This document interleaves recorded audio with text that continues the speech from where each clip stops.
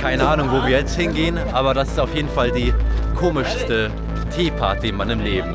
Maschinengewehre um mich herum, aber die Laune ist gut. Hallo, hallo.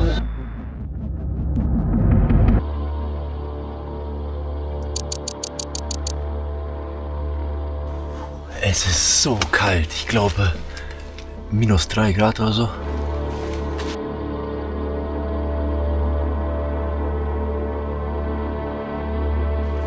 Ich habe 15 Minuten Zeit, schnell alles zusammenpacken und dann kommt die Polizeieskorte und wir fahren weiter. Was für eine Polizeieskorte? Die Region, in der ich mich befinde, heißt Baluchistan, der Süden Pakistans. Es wird zwar nicht als Kriegsgebiet bezeichnet, es findet allerdings kaum einen Monat statt, ohne Dutzende Tote oder Bombenangriffe. Es ist also ein Hochrisikogebiet. Die Stadt, in der ich mich befinde, hat vor nicht einmal einen Monat vor dieser Aufnahme wieder einen Bombenangriff mit 26 Toten erlebt. Und darum wird für die Sicherheit von Touristen eine bewaffnete Polizeieskorte organisiert, die uns den gesamten Weg durch Baluchistan durchgehend begleitet. Uns, also mich und ein paar im Toyota Land Cruiser aus Holland.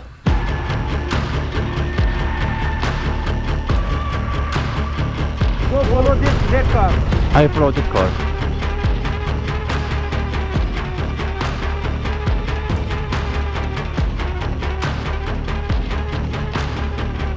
Der ist halt schon krass organisiert. Alle 3-4 Kilometer wechselt sich die Eskorte ab. Plötzlich folgen wir einem anderen Wagen und dann wieder einem anderen Wagen. Und vom Gefühl her fahren wir ein bisschen im Zickzack. Der Sinn dahinter ist, vermute ich, um unsere Route nicht ganz so leicht nachvollziehbar für mögliche Angreifer zu machen. Und schon wieder Eskorte gewechselt. Und damit dann auch willkommen zu einem weiteren Teil aus der Serie. Meine Reise nach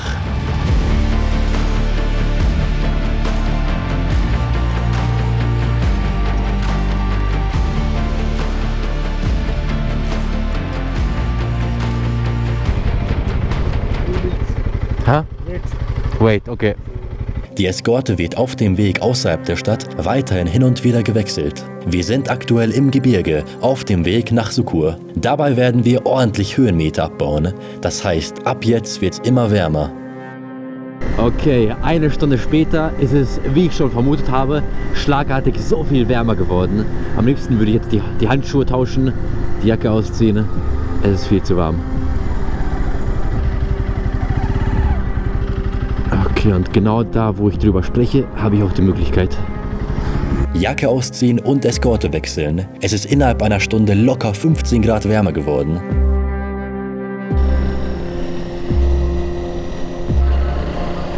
Die Gegend, in der wir unterwegs sind, ist also die Region Baluchistan. Inzwischen bin ich seit fast einer Woche hier. Seit einer Woche nur in Polizeibegleitung. Es ist ja schon merkwürdig. Inzwischen habe ich mich vollends daran gewöhnt, maskierte Herren mit Maschinengewehren nonstop um mich herum zu haben. Okay, ich glaube, jetzt wird schon wieder die Eskorte gewechselt. Wie alle 10 Kilometer, 10 bis 20 Kilometer. Das ging natürlich den gesamten Tag so. Manchmal läuft der Wechsel ziemlich schnell und reibungslos, aber in den meisten Fällen müssen wir bis zu 30 Minuten warten auf die nächste Truppe. Grund dafür ist, dass jede Region einer eigenen Polizeistation zugeordnet ist. Die jeweilige Station trägt also die Verantwortung, dass wir nicht erschossen werden. Alter, guckt euch das hier an. Sieht aus wie irgendein Urlaubsparadies für uns Deutsche. Schade eigentlich, echt schön alles, aber niemand, nicht einmal Einheimische trauen sich hierhin. Der Großteil Baluchistans ist unbewohnt.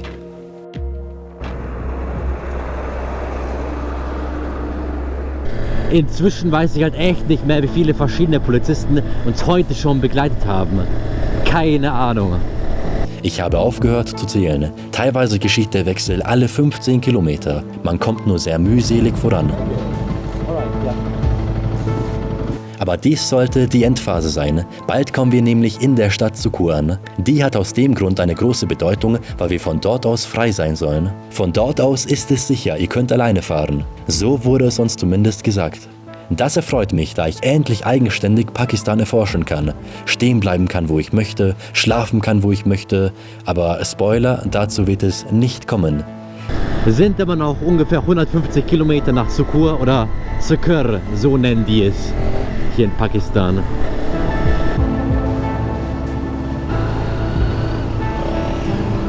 Alter, was ist das denn? Was ist das denn?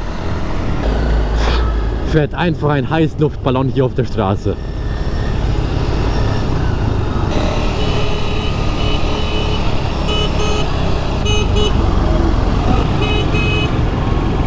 Wieso hupt er so viel? Ich glaube, die checken nicht. Je mehr man hupt, desto mehr verliert so eine Hupe die Wirkung. Checken die irgendwie nicht.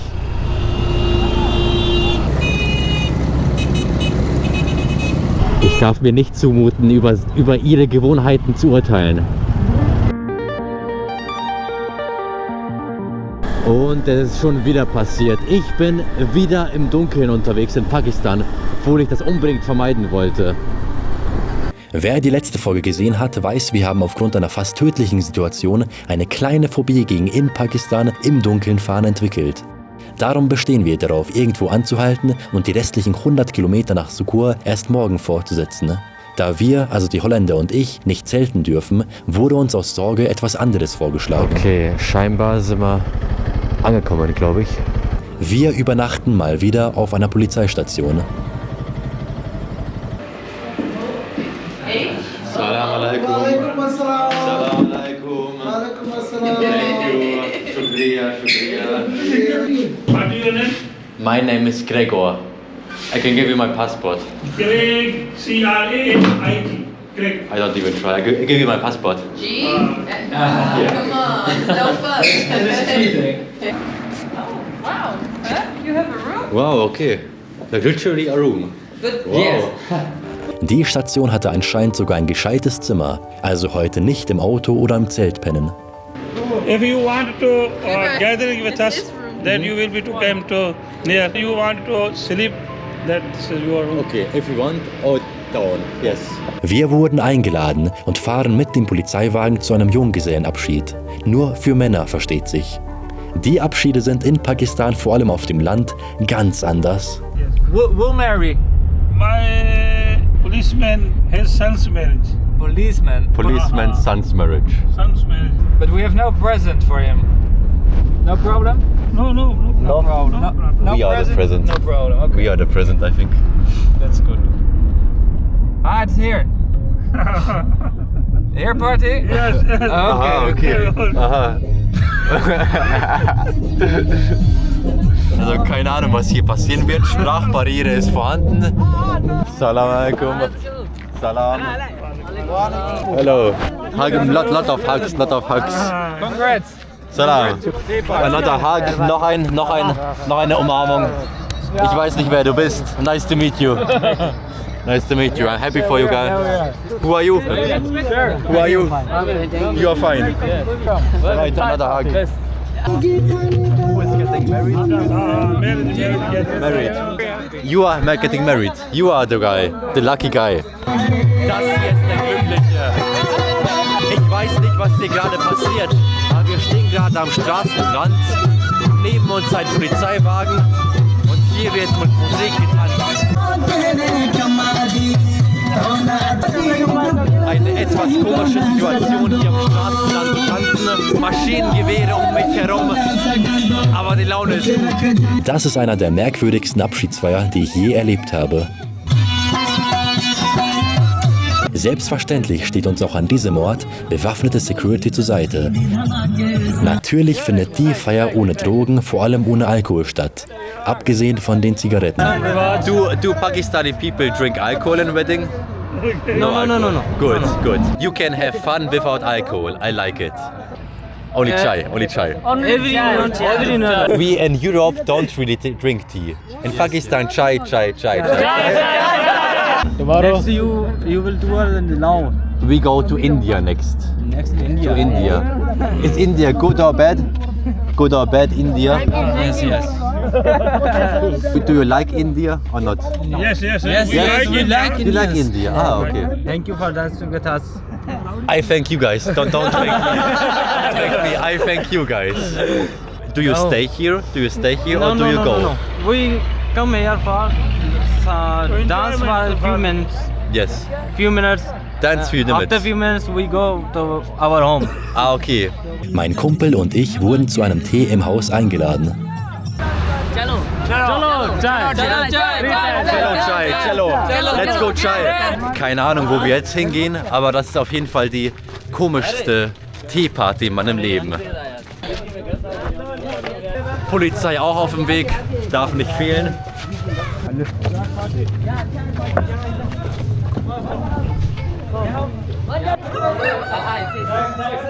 Ah, inside here. You're welcome, you're welcome. Thank you, thank you. Now the marriage will be complete now that we are here. Sorry? I am beautiful. Thank you so much. Chai party. Chai party. Ah, there's someone sleeping. Is he dead or sleeping? I hope, inshallah, inshallah. Ich weiß nicht, wie es möglich ist, bei so einem Lärm zu schlafen. Salam. Salam. Hallo, hallo. Das Maschinengewehr darf auch hier nicht fehlen. Selbstverständlich. What do you think of your wife? Your wife happy? Where is your wife? She is in the home. In the home, okay. Yes. Waiting for the husband. Understand. In our religion, we not allow a woman to go out of our home. Out of the home, woman not allowed. Okay. They go out, then they wear hide their faces. In our home, they can show Understand. our face. They can show.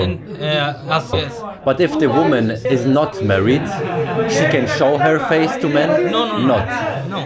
Das weiß ich natürlich, dass Frauen, egal ob verheiratet oder nicht, ihre Gesichter nicht zeigen dürfen. Aber ich will auf etwas anderes hinaus. But before they were married, before marriage, has he seen her face? Yes. Yes, he's seen her. Yes. Understand. Because she's his cousin. Because she's his cousin. Yes. Okay, yes. Because she's his cousin, he saw her face. Understand, okay. Mhm. Okay. Ich will dieses gewisse Wort nicht sagen, blende ich unten ein. Ihr wisst, welches Wort ich meine. Chai with milk. For the married man. You have chai. Yes. Eines darf nicht fehlen. Just. Prost. Say Prost. Prost. Yes. Ich hoffe mal, dass jeder mit der Heirat einverstanden ist. Der Typ hat zumindest nicht unbedingt vor Freude rumgehüpft. Und ich glaube, es wird Zeit, den Abend ausklinken zu lassen. Nur noch ein paar Fotos machen. Und mit ein paar meine ich sehr, sehr viele. I want to take a picture. Of course. Take picture. Okay. Another photo. I am not famous, but another photo.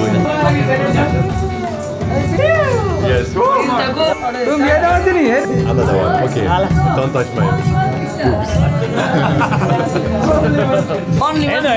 Another one. 3 Millionen Fotos später. How much more? So fühlt es sich an, berühmt zu sein. Only one time. Okay, let's go, boys. Cello. Right, guys. Thank you so much. Shukriya. Puh, ich muss jetzt weiter. Es reicht für heute Abend.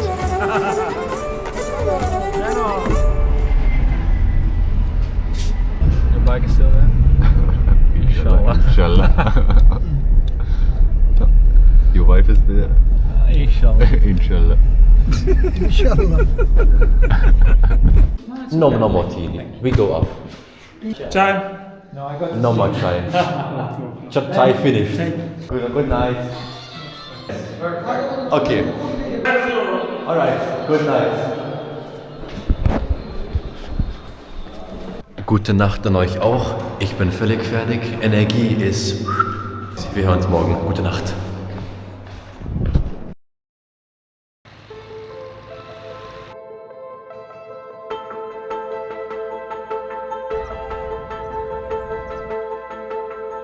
Heute ist ein besonderer Tag. Wir verlassen die Region Belutschistan und kommen in der Provinz Punjab an. Wieso ich mich deswegen freue? Lasst uns erstmal losfahren. Das holländische Paar im Toyota, die Security und ich.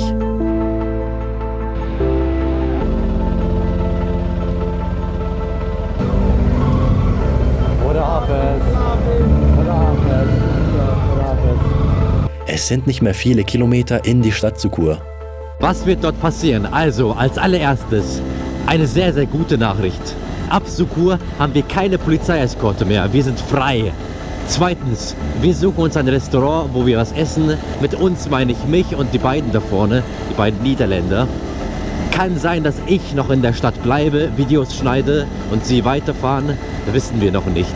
Das heißt, Restaurant suchen und Eskorte loswerden. Wieso endet die Begleitung in Sukur? Nun ja, wir haben Belutschistan verlassen, also die gefährliche Gegend, und sind ab sofort in der Provinz Punjab. Hier herrscht keine Terrorwarnung mehr. Also das hier ist der letzte Abschied von unserer Begleitung in Blau und zur Feier gehen wir etwas essen. What is this again? How is it called? Dal. Dal. Leider zu früh gefreut, denn aus dem Nix taucht eine brandneue Security-Truppe auf. Okay, jetzt nach dem Essen kann ich ein bisschen besser nachdenken. Die Polizei lässt uns hier auf jeden Fall nicht in Ruhe. Die Polizei ist ständig um uns herum. Seht ihr den Typen hier? Sehr, sehr nervig. Die wollten auch, dass wir für ihr Frühstück bezahlen. Aus welchem Grund auch immer. Ich werde auf jeden Fall mit den beiden da die Stadt verlassen. Ich möchte hier weg. Ich möchte weg von der Polizei. Ja, ich habe schon gehofft, dass ich ein paar Tage hier bleiben darf, um Videos zu schneiden. Da wird aber nichts draus. Wir müssen weiterfahren, heißt die Anweisung. Ich meine, das Ganze geht jetzt seit einer Woche so, dass ich keinen einzigen Schritt gehen kann, ohne dass mich irgendjemand auf irgendetwas hinweist oder Befehle gibt. Setz dich hin, geh dahin, bleib hier stehen, steh auf, wir gehen, beeil dich, setz dich wieder hin. Seit einer Woche geht das so. Ich will einfach nur frei sein. Es ist halt merkwürdig. Wie gesagt, das ist keine Hochrisikoregion mehr. Eine ganz normale ländliche Region in Pakistan. Vorher war ich dankbar für den Schutz. Ab hier wird's langsam unnötig. Aber naja, halb so wild. Ich bleibe optimistisch. Uns wurde nämlich versprochen. Dies ist der letzte Tag. Danach seid ihr wirklich frei. Hoffen wir doch. Und damit vergeht der heutige Tag ähnlich wie der letzte. Alle 15 Kilometer stehen bleiben und bis zu 30 Minuten für den Eskortwechsel warten. Ihr kennt den Prozess.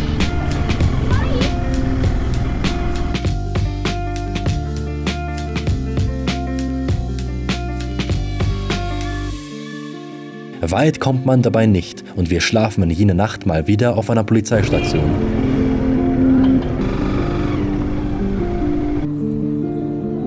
Also nett sind sie auf jeden Fall schon. Wir dürfen immerhin kostenlos hier schlafen. Die beiden pennen im Auto, ich im Gebäude. Aufgrund der Mückenplage trotzdem im Zelt.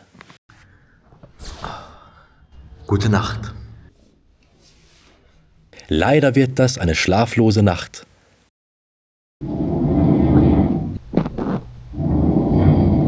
Also wirklich, als was? Alter. Junge. Es schläft anscheinend ein anderer Polizist im selben Raum. Ohrstöpsel haben keinen Erfolg gebracht. Jedoch sind die Schnarchgeräusche nicht mein einziges Problem. Ich habe das Gefühl, dass sich die Schlafgewohnheiten in diesen Ländern von unseren maßgeblich unterscheiden. Bei uns ist es so, wenn irgendwo jemand schläft, gehört es zu unserer Kultur, aus Höflichkeit möglichst leise zu sein.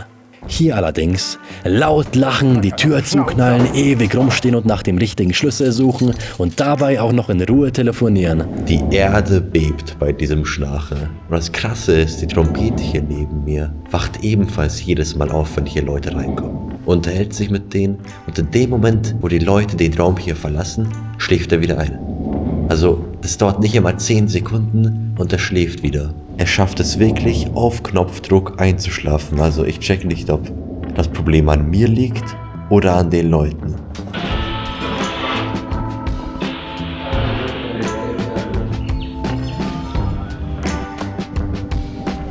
Ich glaube, ich habe mich in der gesamten Videoreihe noch nie so beschwert wie in jener Nacht. Naja, ich bin auch ein Mensch. Good morning. Good morning.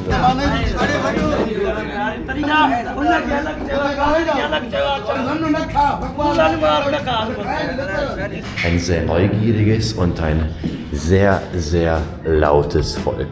Leider erwartet mich gleich die nächste schlechte Nachricht. Trotz meiner Vorfreude, endlich Pakistan selbstständig erforschen zu können, frei zu sein, entwickelt sich die Situation doch anders.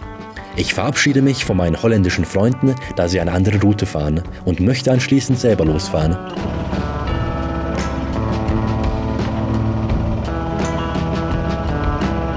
Goodbye. Can I not go? No problem, I can go. Don't worry, no, it's okay. No. Man will mich nicht alleine losfahren lassen. Es kommen die frustrierendsten Tage auf meiner gesamten Reise auf mich zu. Die checken das einfach nicht. Mein Gott, Alter, bremst mich nicht aus. Yes. Alter, Junge. Ob ich essen gehe, ob ich aufs Klo gehe, es ist immer irgendjemand neben mir.